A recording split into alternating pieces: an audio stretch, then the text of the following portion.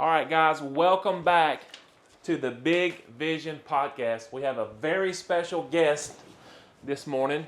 But before we get into this episode, we want to give a big shout out to First Responder Blinds. If you need window treatments, window coverings, blinds, shutters, roller shades, commercial roller shades, give them a call. And remember, windows need heroes too.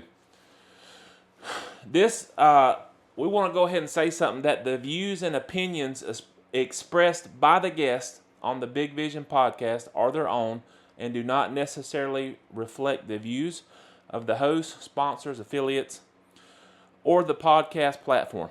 This podcast is intended for public discussion, commentary, education, and community engagement. All candidates and public figures are given equal opportunity to participate, and the same is for the guests. They don't necessarily reflect the views of this podcast.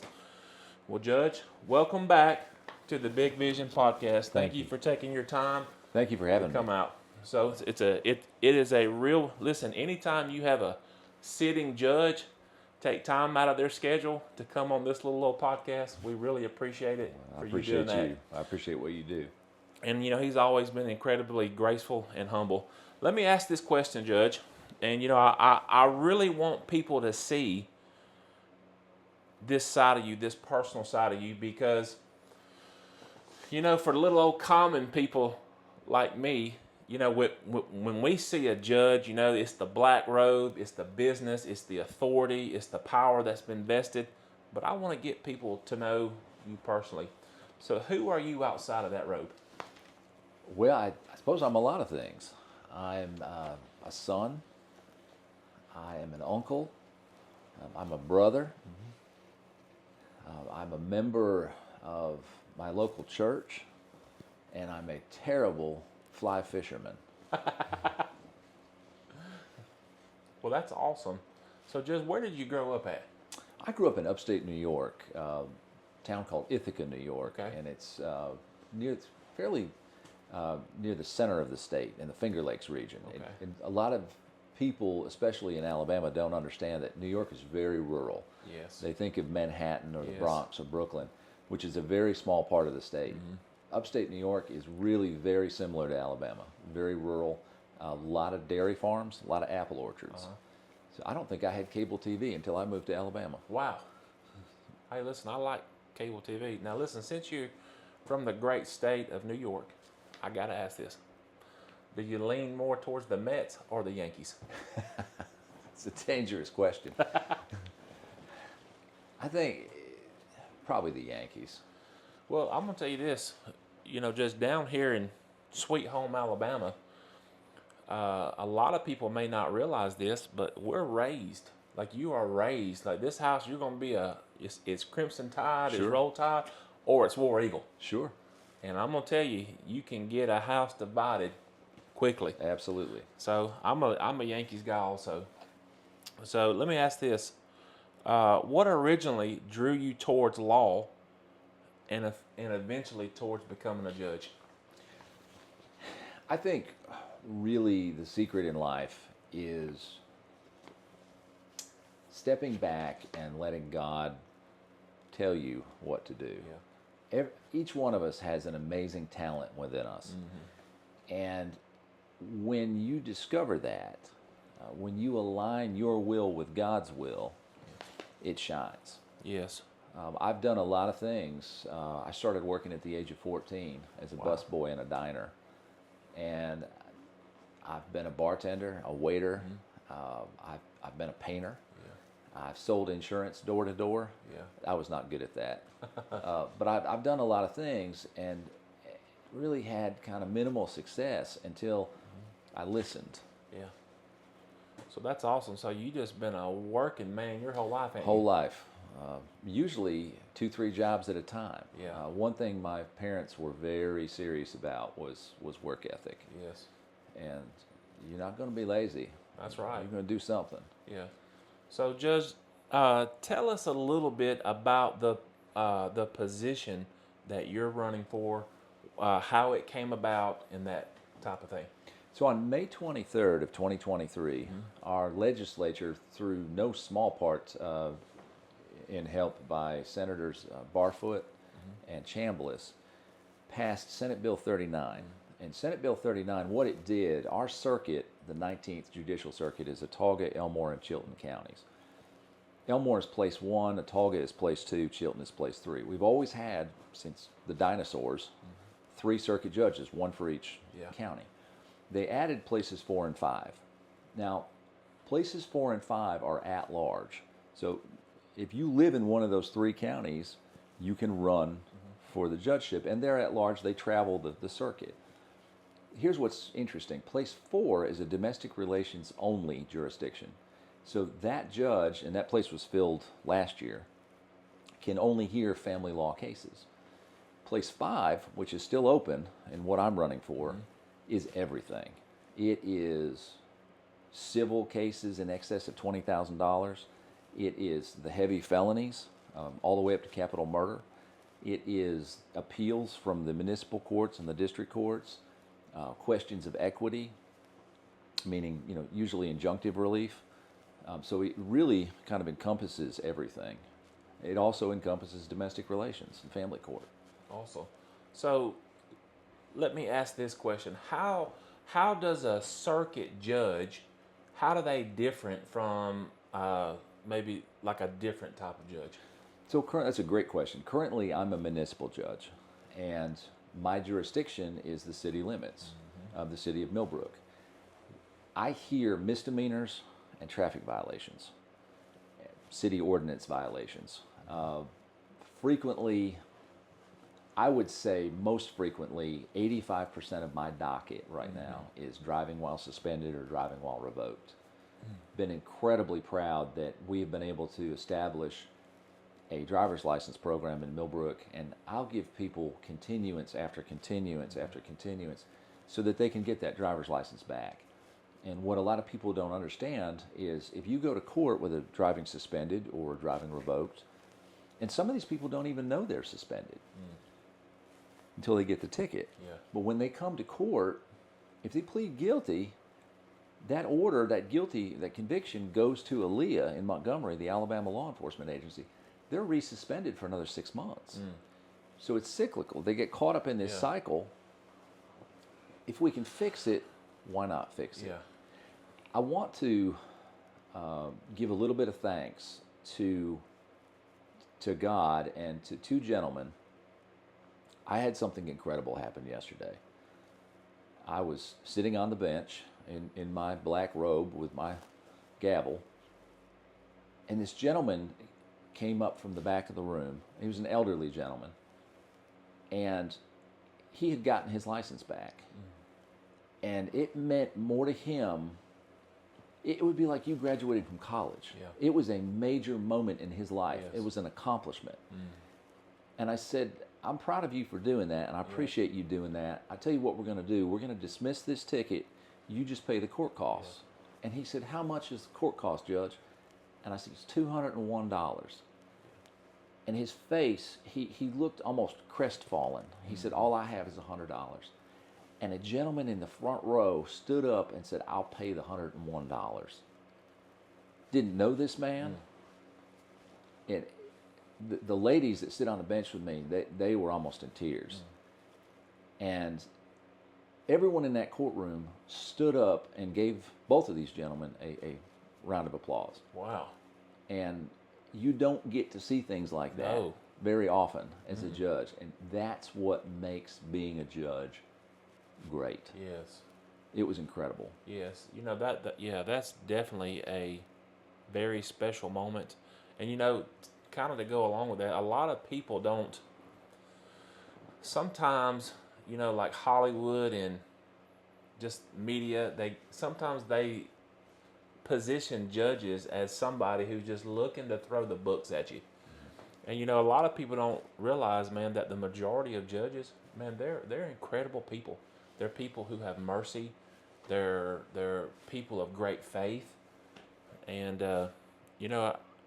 I would love for the people to see that side of you. And I want you guys to know, man, he just has an incredible grace that I've come to know about him, and I think you. it's exceptional. Thank you. So, talking about the circuit judge and things like that, when did you decide, hey, I wanna run for that? January of last year, January of 2025. Wow. Felt like it was time. I have the judicial experience. I've been practicing law for 20 years. And in that 20 years, and even before then, I was an intern with the Violent Crime Division of the Attorney General's office.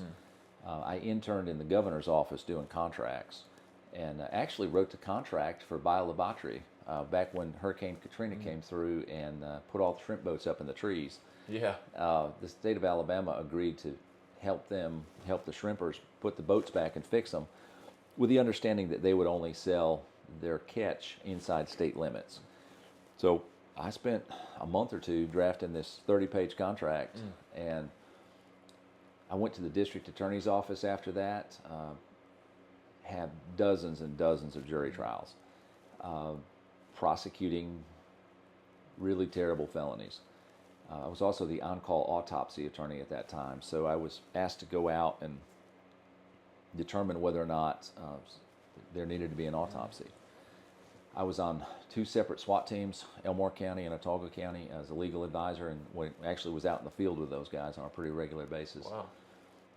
I've been the city prosecutor for the city of Prattville for 11 years, and I've been the judge of Millbrook for almost 4. So I've been serving the people of the 19th Judicial Circuit for close to 20 years. Yeah. And it was just time to announce for judgeship. Yes. Let me ask this question, Judge. What do you believe voters should be paying attention to when choosing a circuit judge? Resume, experience, credentials. But what does that person have to say? What is that candidate talking about?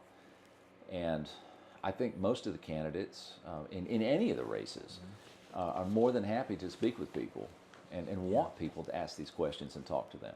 Yes. Here's what I want to ask, and I want the people to have a clear understanding to this. What does a circuit judge actually do on the day-to-day basis? So, and I think a lot of people think that you're in a courtroom every day. You're not. There are certain specific set court dates. Now, you're going to be in court quite a bit with 3 counties. But day to day, there's a lot of reading. Yeah. One of the things that you mentioned, Hollywood. Hollywood does a great job of showing lawyers in a courtroom or judges in a courtroom, the exciting stuff. But I think the mathematical figure is that for every hour in the courtroom, there's 10 hours behind a desk reading. Yeah. So there's a lot that goes into what you see in a courtroom. Yes, I think so. Let me ask this, Judge. Let's just say somebody's getting ready to go before the circuit court. In your experience, what are some mistakes that people make before they get into court and of that nature? So I think your belief system or your bias system or your prejudices are yours, as are mine. Everybody has them. Everybody has likes and dislikes. Yeah. But I think a person's reality is affected by what they see and experience. And people are going to be treated differently if they treat themselves with respect. So people who come to court well-dressed, well-mannered, respectful, I think are frequently treated a lot better than those that show up in the Cookie Monster pajama bottoms and the flip-flops. Yes. Yeah. It just is, and I think as human beings, that's what we do is we evaluate each other when we talk. Yes. And you form certain opinions. So I think respect, timeliness, cleanliness, all of those things, that would be my number one recommendation to people who are going to court. Yeah. Show up on time, be respectful, dress well.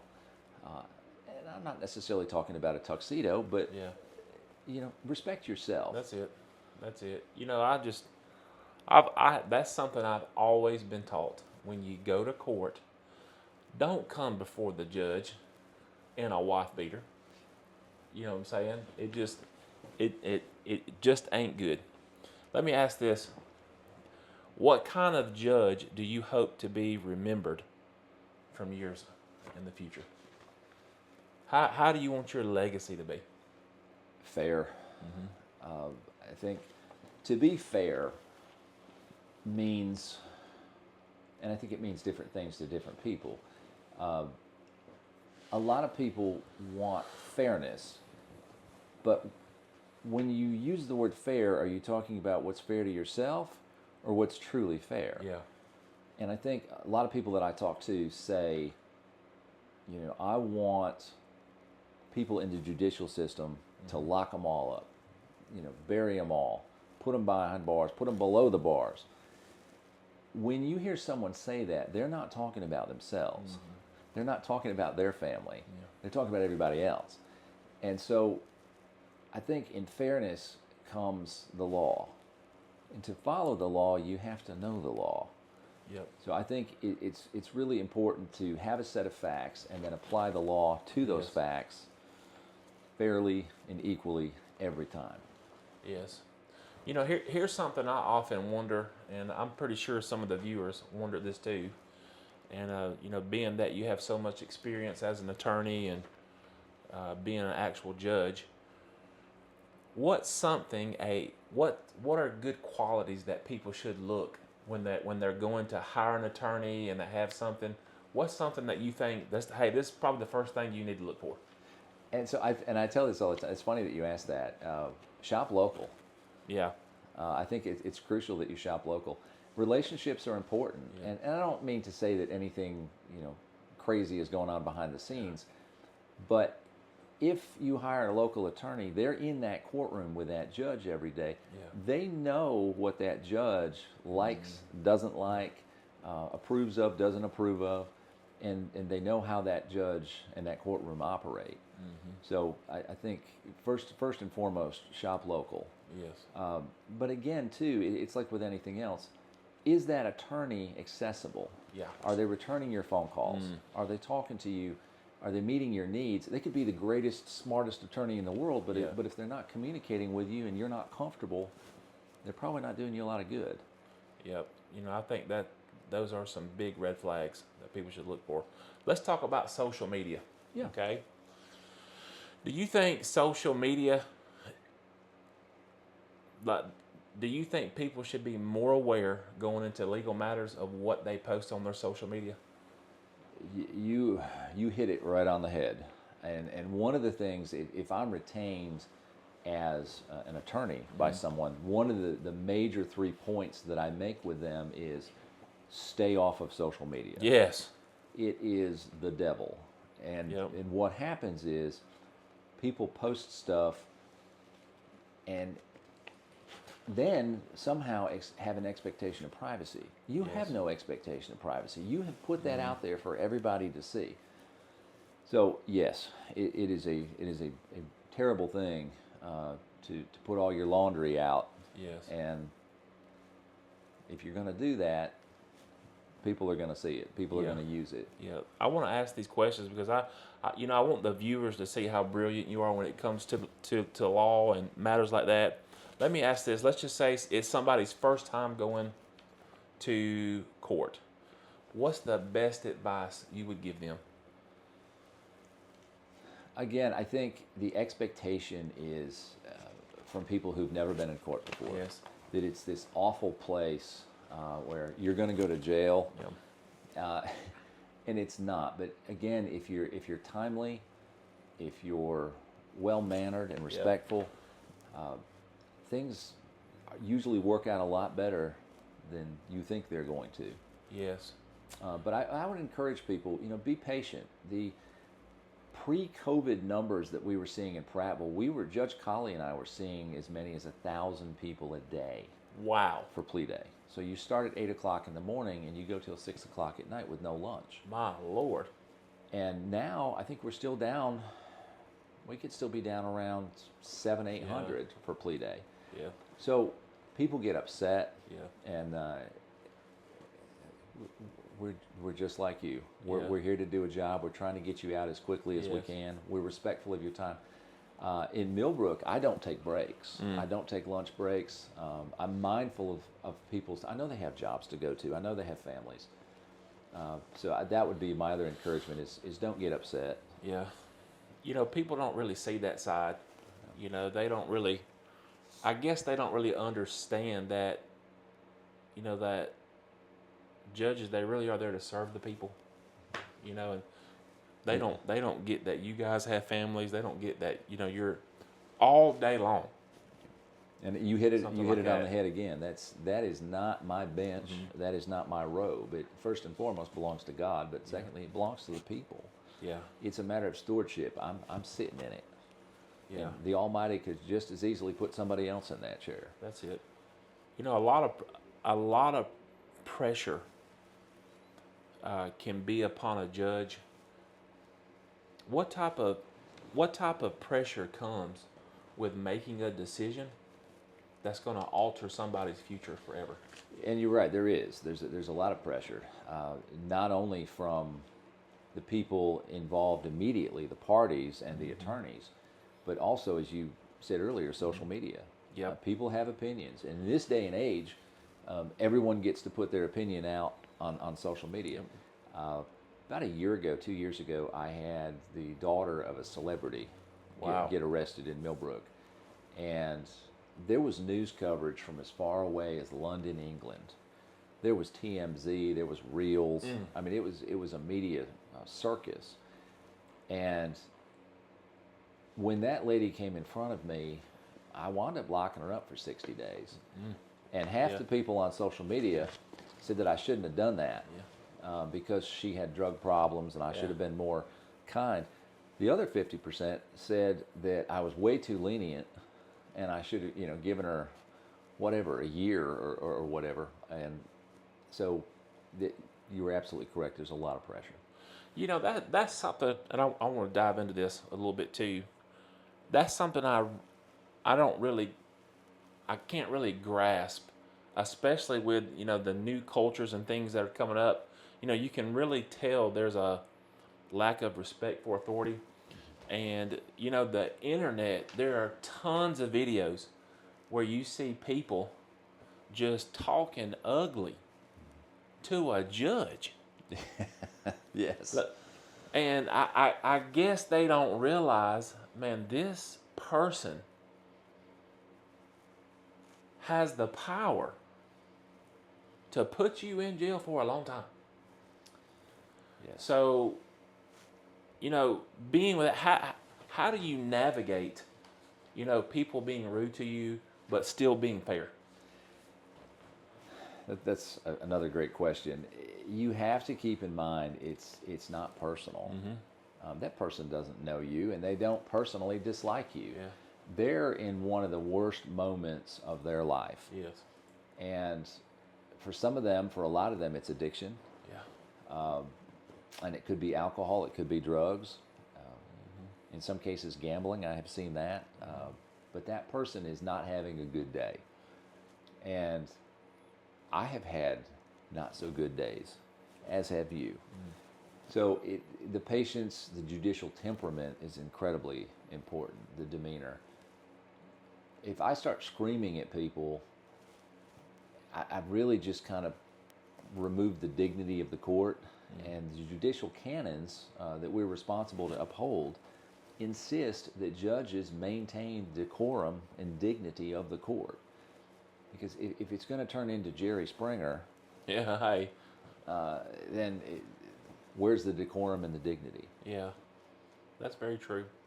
Let me ask this, Judge. What would you say was the best lesson that your parents taught you growing up?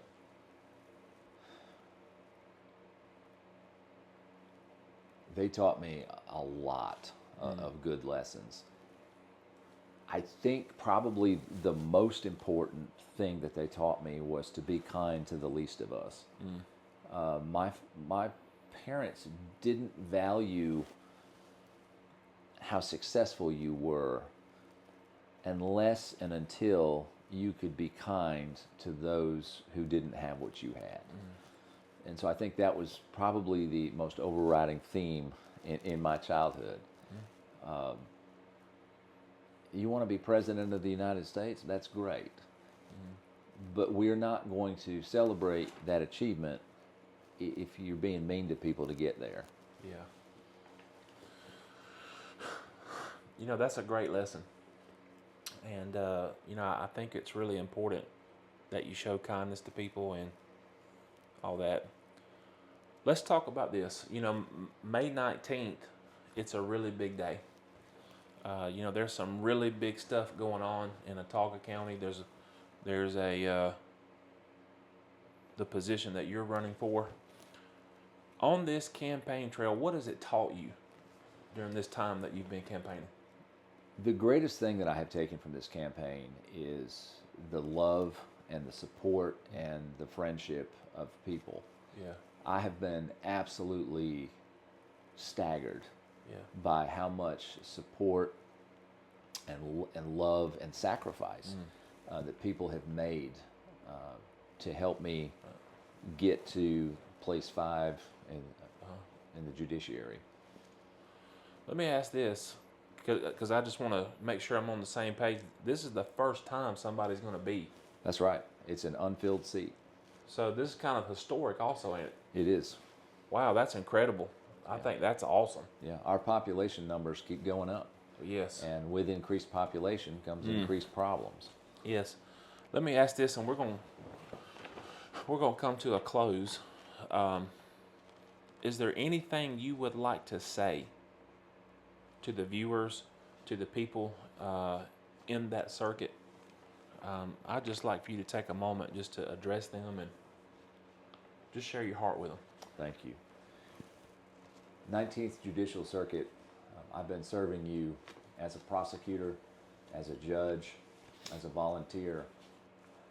I believe that we live in the greatest state in the United States. That's it. And the River Region is one of the greatest places in that state. It's great because of its people. It's great because of what you do. I would be proud to serve you some more. Please vote May 19th. Thank you. Yes, Judge, listen, it was very awesome to have you on here, and I just want to share this verse with the viewers